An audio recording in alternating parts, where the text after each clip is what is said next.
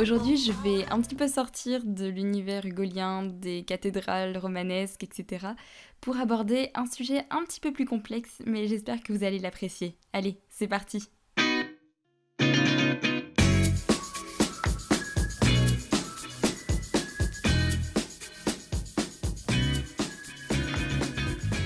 Je vous propose de nous intéresser au personnage balsacien. Oui, dit comme ça, c'est pas vraiment sexy, mais je vous assure que c'est plus attrayant qu'il n'y paraît. La description en littérature, c'est un peu une manière de rivaliser avec les arts de la vision. Au hasard, l'architecture.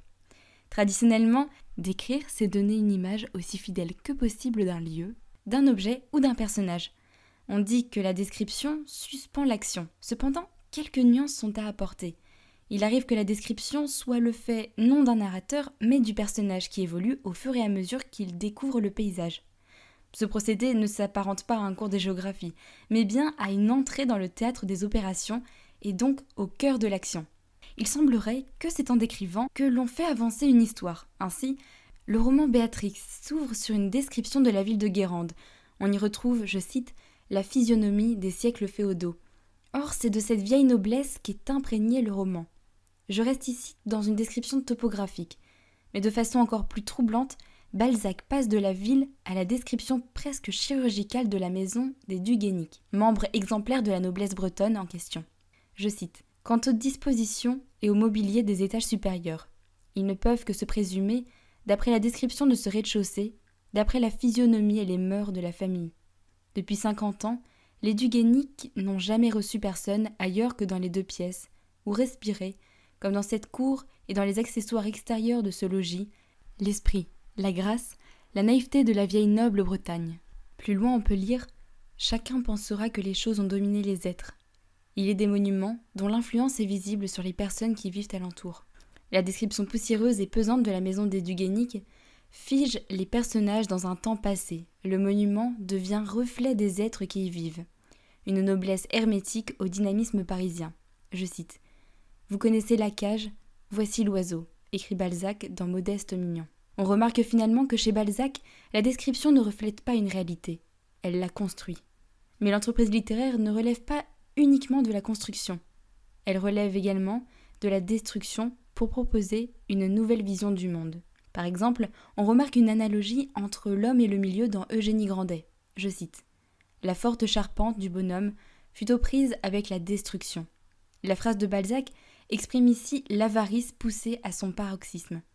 L'architecture est ainsi employée dans la représentation littéraire aussi bien comme un outil romanesque que comme un support que Balzac utilise pour formuler une critique de la société. L'architecture est l'expression des mœurs, lit-on dans La fausse maîtresse.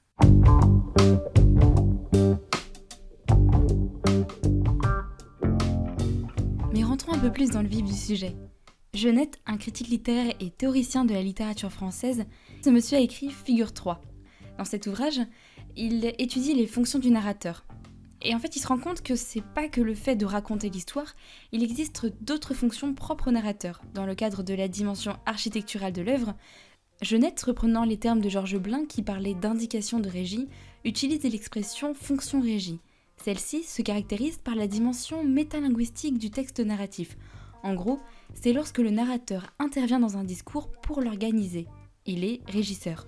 Il matérialise sa représentation de la narration.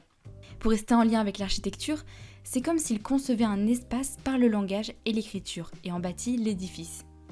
Je vais illustrer cette fonction régie en prenant l'exemple d'À la recherche du temps perdu. Dans sa correspondance à l'écrivain Jacques Rivière, Proust déclare « Mon livre est un ouvrage dogmatique et une construction. » On peut difficilement faire plus explicite pour montrer le travail de régisseur. Le critique Jean Rousset explique très bien que malgré la publication en morceaux de La Recherche, Proust a le projet d'une composition profonde et rigoureusement stable. Cette idée concorde avec l'image du chantier de l'architecte. Mais paradoxalement, il faut noter que l'écriture fragmentaire constitue l'essence même du style proustien, détournant la spatialisation de la page et de la narration. La désunion apparente renouvelle le projet littéraire de l'auteur et en fait sa particularité, afin de créer ou de constituer l'aspect stylistique ou esthétique de l'écrivain. Dans une lettre au peintre Gagneron, Proust met en lumière le terme de cathédrale, dont l'édifice reste voilé au lecteur. Quand vous me parlez de cathédrale, je ne peux ne pas être ému d'une intuition qui vous permet de deviner ce que je n'ai jamais dit à personne. C'est que j'avais voulu donner à chaque partie de mon livre le titre Porche, vitraux de l'abside, etc. Finalement, le contenu de l'œuvre est dans la forme. Dans le 7e et dernier tome de la recherche intitulé Le temps retrouvé, en s'arrêtant sur la scène de la réception chez la princesse de Guermantes, un cercle de vieux snobs qui parlent d'art et de politique ensemble en mangeant assez vulgairement, où les hommes boitent et les femmes sont fanées, le narrateur déclare « Le temps y a pris la forme de l'espace ». Ça donne également sens à l'agencement singulier de l'auteur. Le temps est quasiment dilué dans l'espace. Ce dernier s'exprime par les épisodes de mémoire involontaire, comme la Madeleine de Proust d'une part, mais également par la spatialisation des pages. Émerge une verticalité nouvelle. Je suis un petit peu en train de décrire l'inventeur du gratte-ciel avec Proust.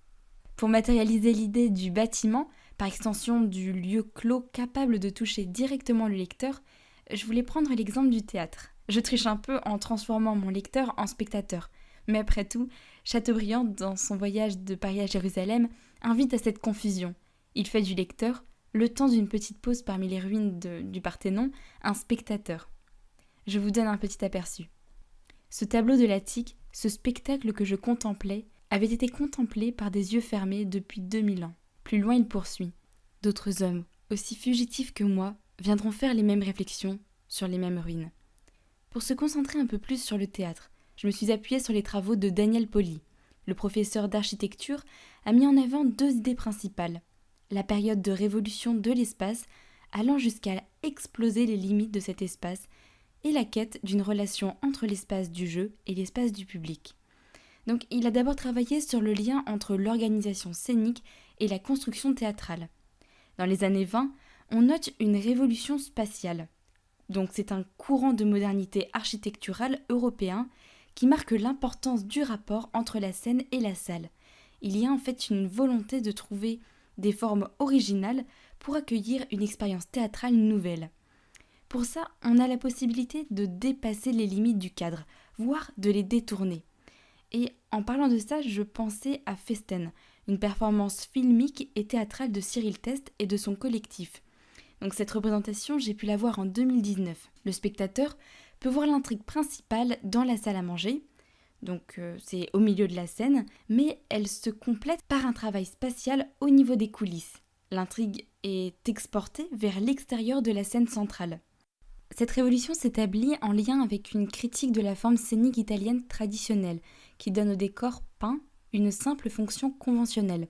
L'idée principale actuellement, c'est la composition de la scène autour de la lumière, qui devient alors l'élément central de la diffusion de l'image, de la captation de son mouvement et de l'exaltation des corps. Oui, c'est un petit peu sensuel. Daniel Pauly se pose également la question de la relation entre l'espace de la représentation et l'espace du public. Il déclare « L'architecture moderne établit une relation nouvelle entre l'espace et l'homme, prenant celui-ci comme module à partir duquel fonctionne l'ensemble. Le metteur en scène, avec le décorateur ou le scénographe, devient l'architecte de la scène. Il pose les jalons d'un lieu imaginaire que l'acteur définit, transforme et habite par ses gestes et par ses mouvements. Auteur, acteur et spectateur se rejoignent en un même lieu. » On a un peu l'image d'un spectacle qui enveloppe le spectateur par un suivi des déplacements. Finalement, on se pose la question de l'intégration d'un espace non théâtral, une simple pièce avec des fauteuils vides, dans la construction scénique. Voilà, j'espère que vous avez apprécié cet aperçu de l'architecture en littérature, apparaissant comme source d'inspiration ou défi à relever. N'hésitez pas à me faire partager vos découvertes, vos commentaires ou encore vos questions. À bientôt!